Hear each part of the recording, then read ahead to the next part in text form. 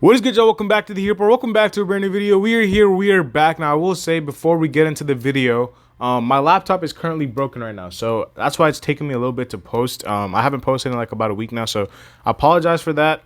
Been trying to, sort out my whole laptop situation, get a new one. But until then, the show goes on. I'm using a desktop right now, for university. So it might not be as crispy, the editing and stuff like that, because I don't have the software. So bear with me about that, man. I appreciate all of you guys for showing me love. Throughout this whole time. Obviously, the Celtics won the championship, so I mean, we're not going to waste time on that. If you're a Celtics fan, if you're watching this video, go check out my second channel. I talked about my perspective of you guys winning your championship. I think in Game 3 itself, I made the video, so you can go check that out. I think that's doing pretty well right now. So we're here to talk about the draft. I like to consider myself one of the draft guys of Heat Twitter, man. Or Heat Twitter, or Heat YouTube, or whatever you want to call it, man. I feel like I'm one of the draft guys. I've been watching college basketball, this season's edition of college basketball, for a while now. If you guys follow me on these accounts, you guys will know that I've been posting about a lot of these guys for the Heat since last year in like October. So I've been keeping up and doing my homework, and I've had multiple videos on my second channel that I did draft boards and mock drafts and stuff like that on. So it's fair to say that I think I do know what I'm talking about when it comes to this draft. And we are not that far away. We're only I think we're about a week or so away. I think a week and 1 day. I think 8 days is how much there is between now and the draft. The draft is on the 26th, if I'm not mistaken. So yeah, I mean, that is going to be really, really good. I cannot wait for the draft. I'm over the Celtics championship. I'm just like, can we just talk about something else? This is me being a Heat fan. I don't even want to think about the Celtics winning the championship. I'm glad it's over now, because Mavericks winning Game 4 was giving a lot of people false hope. But the draft, man. So I made a video about a month ago or a few weeks ago where I talked about picks that the Heat should look at number 15. I didn't really talk about the second round. I did a live stream where I talked about every single player in the draft. You can go check that out too. It was a really good live stream, man. I basically just gave my whole scouting report on each player, from 1 through 60. That is on Kevin O'Connor's big board on the Ringers website. So you guys can go check that out too. But in today's video, we're going to be talking about some guys that the Heat could target in the second round of the draft. There are a few guys available. There are a few guys that I would like the Heat to go out and target in the second round. A few names that come to mind. And we're going to talk about the few areas of improvement that we need to address. Some that can be targeted through draft, some that can be targeted through trade or free agency. Now, as of right now, we are eligible to negotiate contracts for our current free agents. So Caleb Martin, Haywood Highsmith, and Kevin Love are the 3 free agents that we have right now. And obviously Caleb has a player option, so that's really up to him.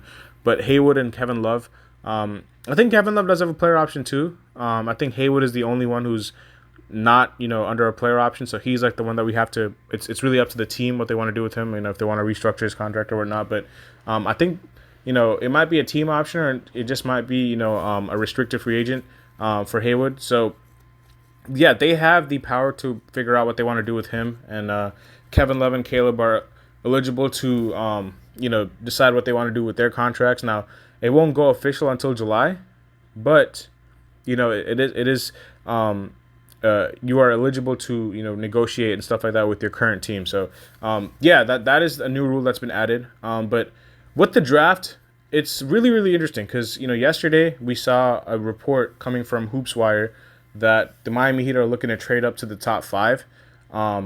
Now, I'm not really buying too much into this. I think the report was like one executive envisions the Heat to move up. So it's not even like they're looking to move up. It's not reported or anything like that. It's just like a guy who works in these like offices. Like he thinks the Heat and Lakers could potentially trade up to top 5. That's literally what the report was. So I think a lot of people were like, oh my God, like, are we actually looking to trade up to the top 5? I mean, if we do, then we do. I mean, then the report comes out, right? But I think that report was just like speculation from, another front office guy who was like, maybe the Heat can trade up to top 5. He sees it as a possibility, stuff like that. Do I see it happening? No. I mean, I'm not really sure if it happens. There's a couple of reasons for this. Number one, I feel like the teams in the top five are pretty secure there. I'm not really sure, apart from Houston. I think Atlanta, San Antonio, Washington, Detroit. These four teams I think are pretty good with keeping their picks, um, I don't think they want pick 15 is what I'm trying to say. Like I think if we're moving up, we're obviously going to give our pick back, and I don't think the Spurs or the Wizards or the Hawks or the Pistons would want to trade back to 15. I think they're in the stages where they're trying to retool, rebuild. I think the Hawks are trying to clean house and build around Trae Young, and obviously the Pistons and Spurs and who the Wizards. These are really three young teams that are trying to rebuild and get back to winning ways. Houston is the one team that could maybe trade back because they were pretty competitive last season. They just missed out on the play-in by I think a game or two. And they were really competitive last year, man. They were really really competitive, especially for the first part of the season. And they might want to go all in, but I still think it's a long shot for any of these top five teams to move back to 15. Like it doesn't really make sense to me. Most of the high upside guys are going to be gone by 15. So if you're looking for one of the high upside guys, the very few that are in this draft, you're going to have to stay in the top 10, especially in the top 5. So yeah, that's the only thing that I don't see the other teams moving back to 15. And the other reason that I don't think it'll work out is because, what else would we give them? We would give them 15, but do other teams really want Tyler Hero? Is Tyler Hero, is it worth for the other teams to take on Tyler Hero, for them to move down 14 or 13 spots in the draft? I don't think they would want to do that, especially because Tyler Hero is on a pretty big contract. So I don't see it working out. There is a possibility, like a very slight, like very slim possibility that I thought about, like what if the Rockets want to get Jimmy Butler, and what if they want to trade for him, because obviously the whole extension things are going on. And what if they want to go get him and then they'll give us 3 and we'll give them 15 and Jimmy, like I could potentially, like, I think that's a little bit more something that I can believe the other team would want to do. But yeah, I don't really buy it regardless. I think the chances of that happening are really small that we jump up to the top 5. I do think that he really like Ron Holland. They've worked him out. And Ron Holland seems to be a guy who's going to be slipping in the draft, in the draft boards. Which is ridiculous to me. I'm just going to say right now, if whoever lets Ron Holland or Rob Dillingham fall past 10, if either of them fall past 10, which it looks like they might, then whatever GM passes on them, their job should be in jeopardy. I'm not even saying that lightly, bro.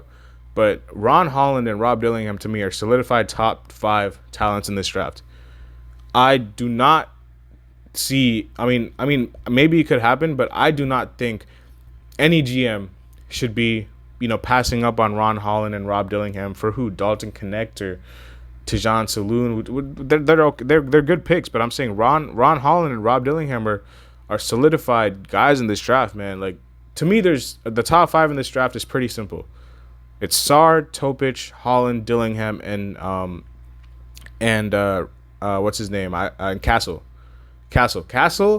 Sarr, Topic, Dillingham, and Holland are the top 5 in this draft, regardless of whatever order you want to put them in.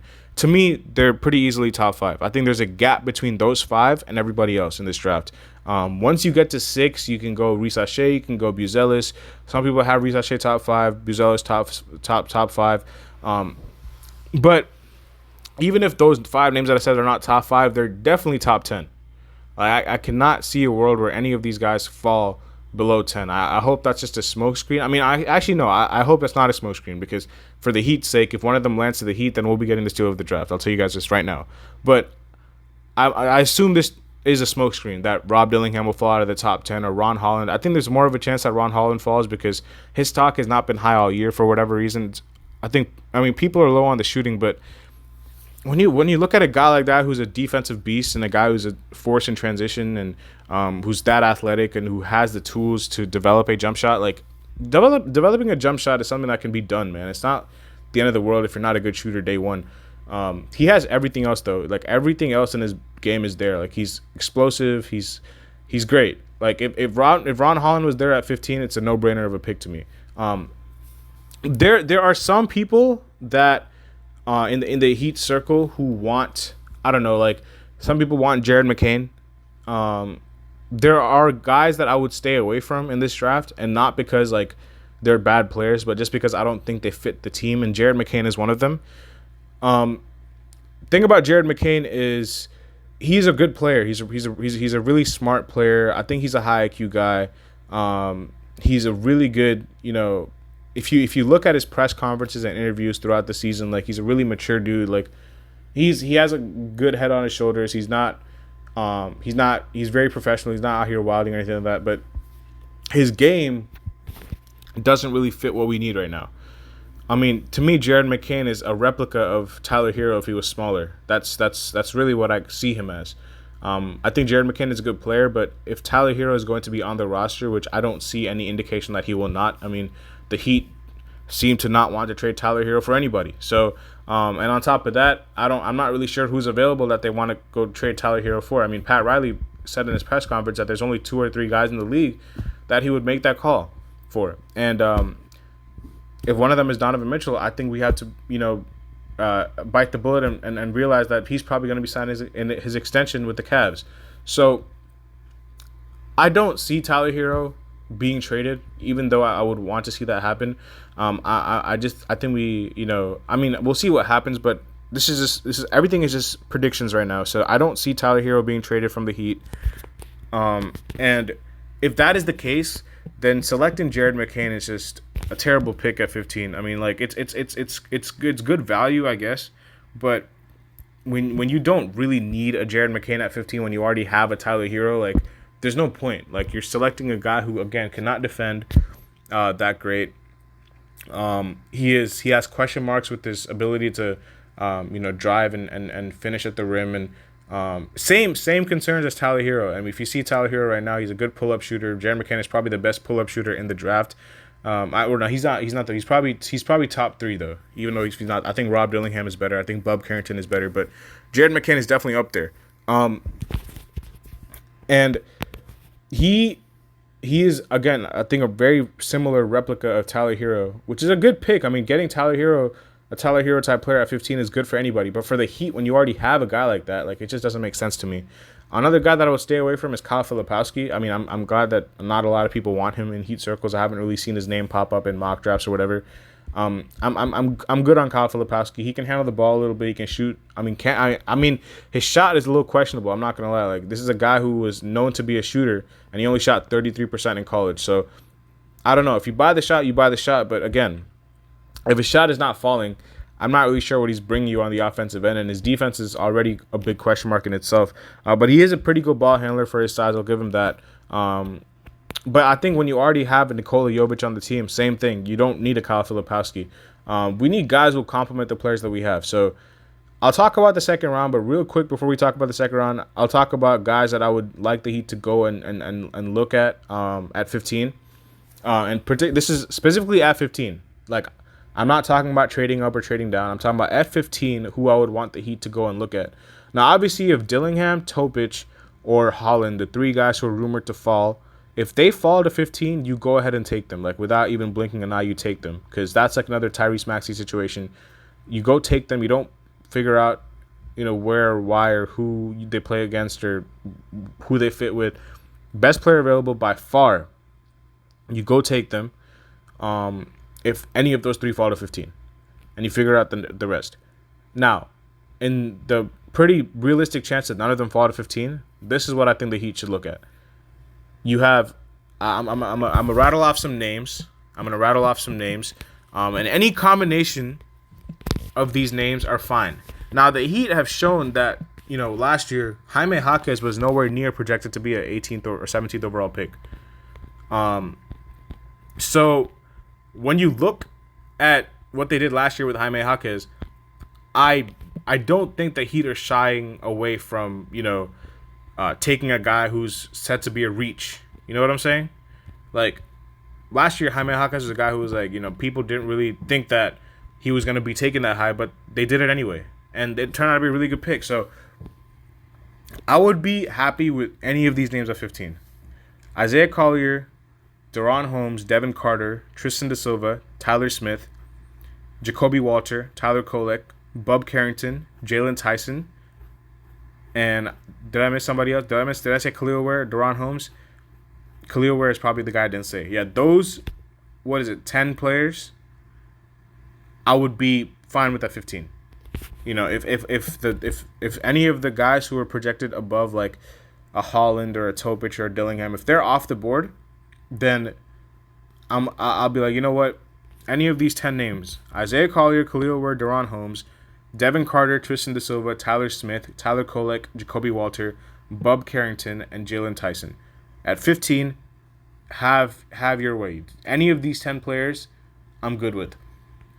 The guys who I would stay away from are Jared McCain, Zach Edey, Dalton Connect, Kyle Filipowski, and Tijan Salon. The reason I would stay away from those names, I already talked about McCain, I talked about Filipowski. Connect, to me, it's not really worth it. It's another similar play to like a Hero, Duncan Robinson type player. You know, it's Max Strus. Like, it's not the archetype that we need. Zach Edey, I already expressed my concerns multiple times. I do not want a 7'4" guy in the paint who cannot shoot the ball next to Bam Adebayo. If he can shoot, that's great. Then he can complement Bam. That's why you have a guy like Khalil Ware or Deron Holmes up there, a big who can shoot. But Zach Edey cannot shoot, and Zach Edey is very, very slow in the pick and roll. He will get absolutely abused in the pick and roll. And I already talked about Filipowski, and then Salon. It's just the reason I don't want the Heat to take him is because he's more of a project pick to me. And I mean, if they're going in the opposite direction, then maybe. I think he has a pretty high ceiling, but again, you want guys who can contribute right away. And I don't think he's one of I think he's going to be like another Jovic type prospect and he's a better defender, way better defender than Jovic, but he's going to be another guy who's going to need some time. So I don't think we can afford to take a guy like that. So I'll put up, a screen I'll put up on the screen of all the players that I would say. I just said right now that I would have the Heat selecting at 15. At 43 is very interesting because, there's a lot of guys you can go look at. A lot of people like, I think the Heat really like Keyshawn Johnson from Arizona. He's like a Jay Crowder, like 3-and-D guy at 6'6". He's really, really strong, really good.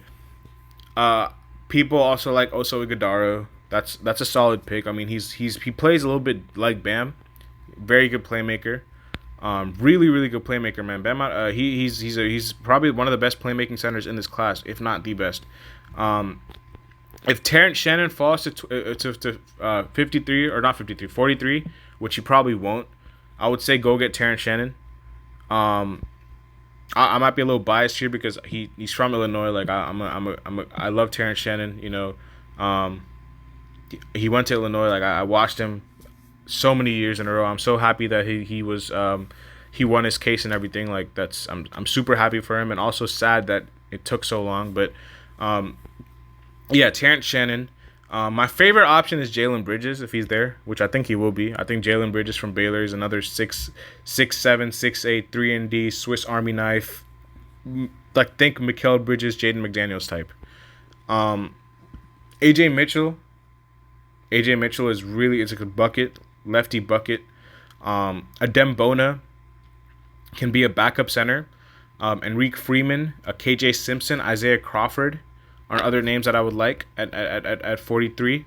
I would stay away from Ulrich Chomsky. He's a center, but again, he's probably the biggest project in the entire class. I would stay away from Jonathan Mogbo. If Pacome Dadier is there, even though he's a project, that's really good value if you want to go take him. That I wouldn't probably I wouldn't think he was going to be there at 43, but